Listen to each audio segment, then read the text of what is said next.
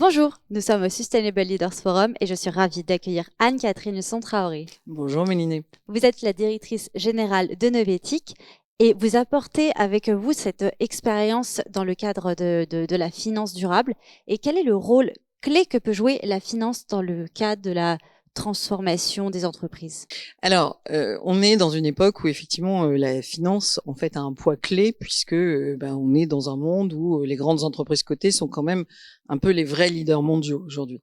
Donc la question aujourd'hui clé, c'est de savoir finalement, selon ce que décident les financiers, c'est-à-dire d'investir dans telle ou telle entreprise ou d'arrêter d'investir dans telle ou telle autre, ça va être décisif pour faire une transformation durable. Alors un exemple très concret, le plus connu, c'est bien sûr le secteur des énergies fossiles. Depuis 2015, c'est-à-dire au moment de l'accord de Paris, il a été clairement dit qu'il fallait stopper le financement des énergies fossiles, qui était le seul moyen d'essayer de limiter le réchauffement climatique en dessous de 2 degrés. Et donc ça, c'est un message qui a été clairement entendu par le secteur financier, qui a commencé à se dire, ah ben finalement, il faudrait que je réduise mon exposition d'un côté aux énergies fossiles et de l'autre que je mette beaucoup d'argent sur la table sur les financements verts.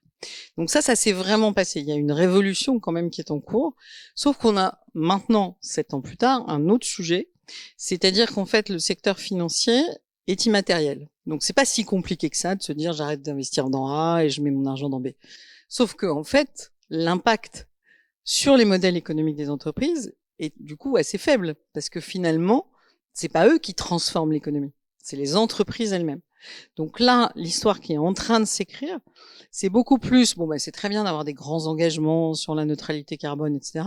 Mais il faut qu'on, concrètement, dans la façon dont vous prêtez de l'argent, dans la façon dont vous êtes actionnaire de telle ou telle entreprise et dont vous utilisez vos droits d'actionnaire pour le faire, mais aussi comment vous faites naître des projets verts, des projets de transformation comme tous ceux qui sont présentés ici. Là, il faut créer un cercle vertueux qui, très honnêtement, a à peine démarré. Et alors justement, quels sont les leviers d'action concrets pour mettre en place ces bonnes pratiques? Alors, la finance durable, ce qui est très important, c'est que c'est le driver de la réglementation européenne financière. Et c'est un choix qu'a fait la Commission européenne en 2017, qui était de se dire, comment on transforme? C'est-à-dire, comment on va vers le fameux Green Deal? Eh ben, on va peut-être partir par le début, c'est-à-dire la réglementation financière. On va créer des obligations, des nouvelles obligations de reporting, c'est-à-dire que les investisseurs, alors, principalement les gestionnaires d'actifs, mais aussi tous les investisseurs en général, vont devoir expliquer comment ils intègrent des dimensions ESG, quelle est la part verte de leur financement, et comment elle est alignée sur ce qu'on appelle la taxonomie, qui est la définition la plus exigeante, on va dire, de ce qu'est un investissement vert. Et comme eux, ils vont être obligés de faire ça, ils vont se retourner vers les entreprises en demandant des données, des informations, puisque évidemment leur part verte, elle est complètement tributaire de la part verte des entreprises dans lesquelles ils investissent. Alors le problème, c'est que c'est du billard à 5 bandes, parce que d'une part, c'est une obligation de reporting, et non pas une obligation de faire. Deuxièmement, elle se déploie entre 2020-21 et 2023-24, voire 25-26. Donc je vous rappelle que le rapport du GIEC a dit qu'il fallait agir vraiment fortement dans les 3 ans qui viennent et pas attendre que la réglementation soit mature. Et enfin, aujourd'hui, il y a du coup un risque que cette réglementation, qui peut être technique, qui est plutôt comprise des experts, on passe à côté, parce qu'en fait, la démonstration du modèle durable et du fait qu'il est résilient à toutes les crises dans lesquelles on est aujourd'hui, que ce soit la guerre en Ukraine, que ce soit la pénurie de matières premières, que ce soit à peu près toutes qui se conjuguent, en plus toutes. Le changement climatique aggrave la disparition de la biodiversité aggrave le réchauffement climatique. Donc face à tout ça, normalement, les modèles durables devraient être les seuls financés parce que ce sont les seuls vraiment résilients. Mais c'est une histoire qu'on a un peu de mal à faire démarrer encore. Et Novetic apporte vraiment cette expertise sur le sujet, puisque parlez-nous un petit peu de Novetic et du sujet que vous traitez dans le fond. Alors, Novetic, existe depuis 20 ans. Et depuis 20 ans, en fait, on est soutenu par la Caisse des dépôts pour faire connaître toute cette économie, cette finance durable à un public le plus large possible. Et on publie des études. Et ce qui peut être à la fois positif et négatif à l'heure actuelle, c'est que d'un point de vue positif, on se dire c'est formidable, la finance durable s'est développée à des niveaux incroyables. Concrètement, on évalue le volume d'encours qui intègre une dimension ESG, c'est-à-dire environnementale, sociale et gouvernance, à 5200 milliards pour l'Europe simplement. Donc, normalement, tout ça devrait permettre d'avoir une économie déjà transformée. Or, on voit bien, et ça c'est le type de travaux que nous on fait, qu'en fait il faut aller regarder Ce que ça veut dire, est-ce que ça veut dire juste exclure quelques entreprises problématiques de toute façon, dans lesquelles on n'investirait pas de toute façon, ou est-ce que ça veut dire vraiment sélectionner drastiquement les entreprises qui, elles, ont des modèles complètement transformés, celles qui sont dans votre événement?